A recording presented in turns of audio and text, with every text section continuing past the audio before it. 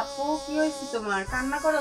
মা গো মা, কি সুন্দর খোমাটা, টসটসে চেহারা, কি কইরা ফেলছো কান্না করে? কি হয়েছে গো? হ্যাঁ, কি হয়েছে তোমার? কি হয়েছে কও তো? কি বলবো আপু? হ্যাঁ। আরে একটা ছেলের সাথে সম্পর্ক করছি তো, ওই ছেলে আজকে আমার 3 দিন ধরে খালি বলতেছে এখানে আসবো, আর আমি খালি আসতেছি আর যাইতেছি, ওর সাথে আর দেখা পাইতেছি না। ও আমার অনেক ঠকাইছে, আমার সাথে যা করার তো করছে, কিন্তু এখন আর আমার সাথে দেখা করতেছে না। আমি কি করে জলে আর দেখা পাবো? দেখি, কান্না করো না, চিন্তা করো না, সবই সমাধান হবে। আল্লাহ তাআলা আছে উপরে, সবই সমাধান হবে। আচ্ছা শোনো, একটা কথা বলি। আমাদের এলাকায় না একটা সাধু আছে, অনেক ভালো। উনি না যখনই যেটা করছে অনেকের অনেক কাজে লাগছে, বুঝছো? তুমি যদি চাও। কোথায় সেটা? আমাদের এলাকায়। সাধু বাবা? হ্যাঁ। এমন কিছু করতে পারবো যে আমার ভালোবাসার মানুষ আমার কাছে আসতে পারে?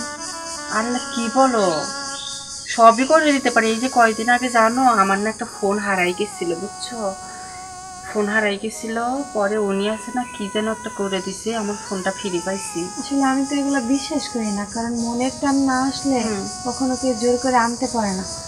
আচ্ছা তাহলে আমি তোমার সাথে যাই, দেখি যে আমার ভালোবাসার মানুষ ফিরে আসে কিনা। আচ্ছা তাহলে চলো, আমাদের এলাকায় তোমাকে নিয়ে যাচ্ছি। চলো আপু চলো।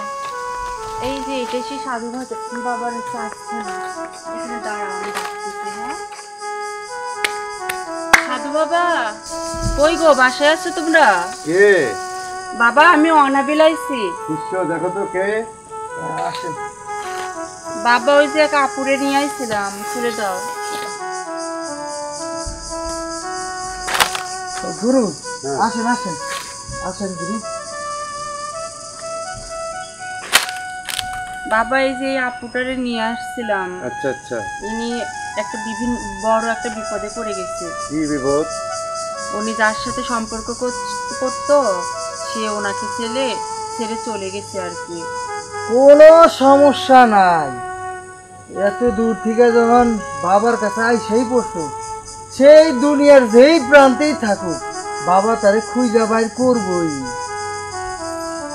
বাবা এই বাহিরে কি চিকিৎসা করবেন নাকি ভিতরে কিছু করবেন? আপনার রাস্তার ভিতরে করবেন না বাহিরে করবেন?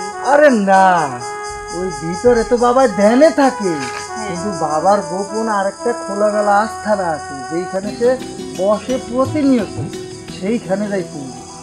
আচ্ছা আচ্ছা ঠিক আছে আপু, বাবা যা বলে তাই করো, দেখবা তোমার মনের মানুষ ফিরে আসবে, বুঝছো? তাইলে বাবা চলে, আসেন আসেন আসেন। কি হলো, আসেন বসেন।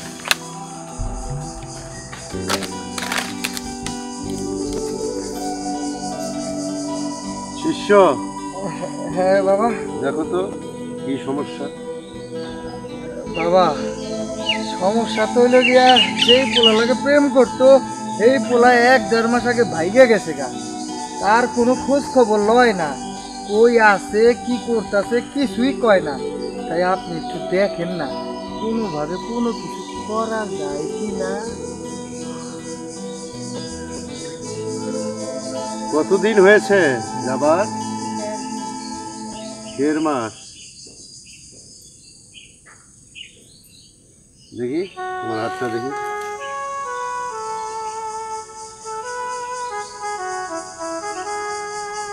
শিষ্য গুরু আমি পেয়েছি। শোনো, পাইছেন? হ্যাঁ শোনো, হ্যাঁ তুমি একে নিয়ে হ্যাঁ আমার ওই ধ্যান যে রুমে থাকি আমি, ওই রুমে নিয়ে যাও। নিয়ে যে ওই যে কাজটা তোমারে শিখাইছিলাম না, তুমি এইটা দিয়ে দেখো, যাও। ঠিক আছে গুরু, ঠিক আছে, একটু আশীর্বাদ করে দেন যাতে আশীর্বাদ আপনার দিলাম। কাজে ফেল না মারি। আশীর্বাদ দিলাম, যাও যাও, আশীর্বাদ দিলাম, যাও। আসেন আপু আসেন। আর তুমি চলে যাও।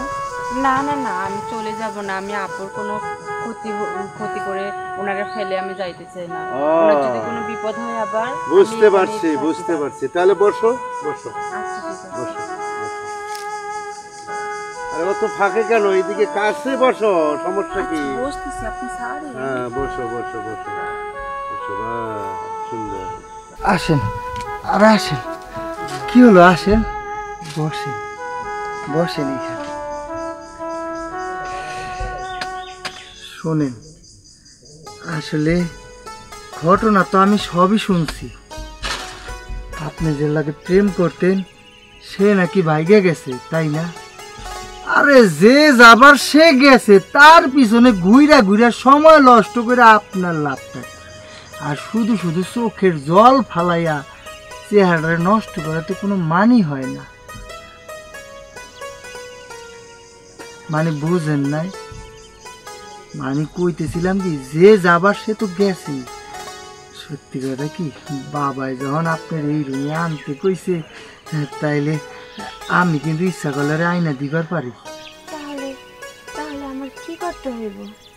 এই তো লাইন মতো আইসা পড়ছো, কারণ তুমি তো নাপাক, তার লগে প্রেম করছো, ঘষাঘষি করছো, ধরাধরি করছো, অনেক কিছু কইরা ফালাইছো, যার কারণে তুমি নাপাক। আর এই নাপাক রে পাক করতে হইলে তোমার আবার নাপাক হইতে হইবে, তোমার নাপাক হইয়া আইতে হইবে। আর তা যদি না পারো, যদি কোনো কিছু মনে না করো, তাইলে নাপাকটা আমি করি। কিন্তু ও আইলে যদি সত্যি এটা করেন, তাহলে আমি রাজি আছি। আরে আইবো আইবো, এমন কালো জাদু দিমু, আইবো না যাইবো কই?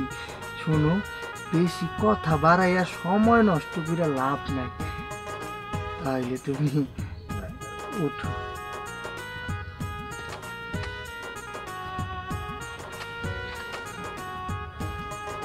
আরে এনে শো।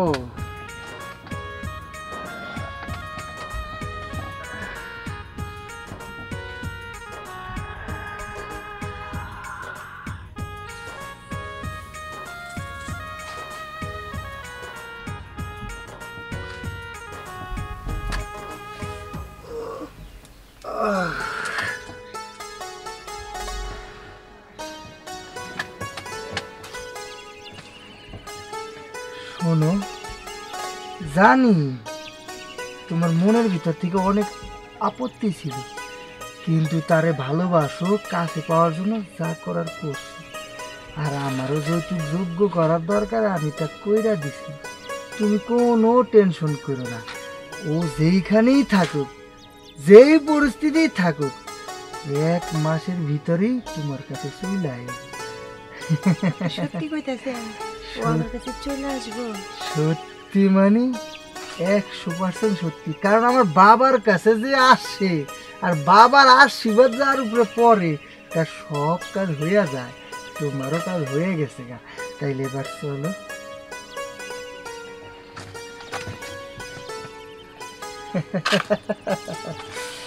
এই জন্যই তো বাবার পিছে পিছে থাকি।